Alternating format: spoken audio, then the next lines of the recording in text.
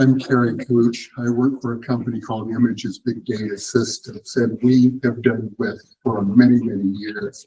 We primarily do smart cameras and software associated with it. And recently we've been moving our company to Europe. And in the course of that, we've been emptying out our physical library. And I realized that there's a whole time capsule of Lisp stuff in there because we've always been Lisp centric when you could get away with it. And so I threw this stuff in the box so that it'll be amusing archaeology for some, nostalgia for others.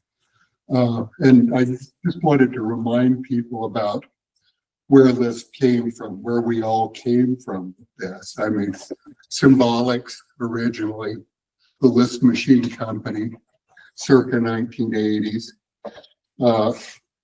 Hardware workstations, pre-personal computer, pre-internet and pre-password. Symbolics Lisp machines originally didn't even have password protection. And I was at MIT at the time and a mere smartass bull-eye. And my question was, well, what about passwords? Aren't they necessary? And our teacher said, why? Nobody will do anything to your stuff. Just go, right? And so the psychology was different.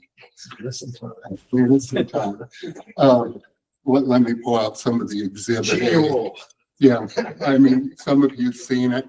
Some of you would. It kind of brings a heartache to you to see one.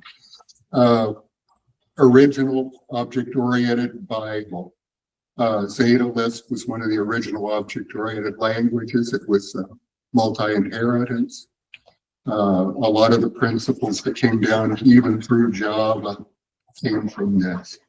That was another thing I've been pulling out of the pile. Many things came in tandem with hardware and software. And I'm just going to kind of hold them up since there's only 5 minutes. Persistent Lisp objects came from Xerox. Andres, I can never say his name, Papeke. Papke, sorry? Papke, yes. Thank you. So databases, object-oriented DBs. The company called it Task and making object-oriented DBs. Color was new. There was a whole separate set of documentation for color monitors, computer graphics such as 3D modeling. This is all old circa Symbolics documentation from the early 1990s. For IPTCP, which was exciting and new at that point. Most of you probably already know that Symbolics had the first internet address. Symbolics.com was the first one.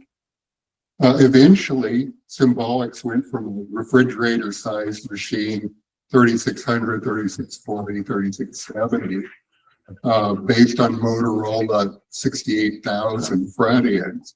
And gradually they made their own chips called Ivory chips. This is the original spec for some of the software. The operating system was written in Lisp.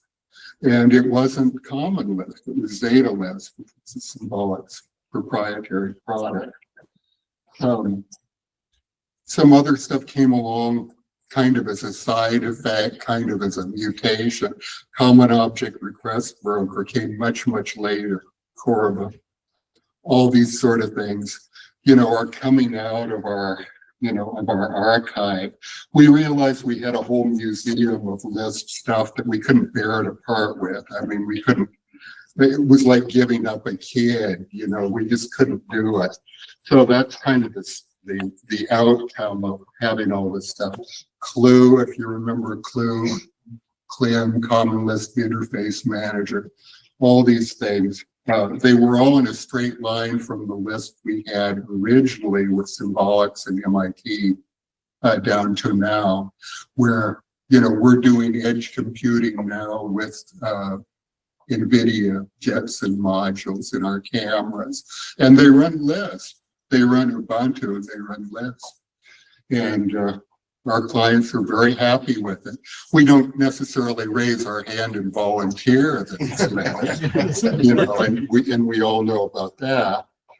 But nevertheless, in there, a lot of our models are inspired by the Lisp history. And this is just kind of a reminder where it all came from. You know, this is all like circa 1980s.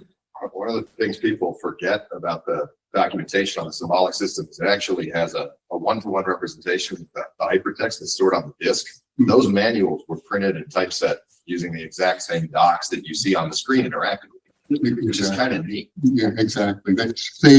They didn't make documentation of Frill, which was the handicap. So many later companies, even places like Sun, had terrible documentation. You know, it's just like Disaster. You know, you just wanted to end it all, even look at that. But yeah, I mean, the other thing people who are looking at Lisp, who are evaluating Lisp now, sometimes forget is the history, the archaeology of it, which is so rich and still has a lot of insights.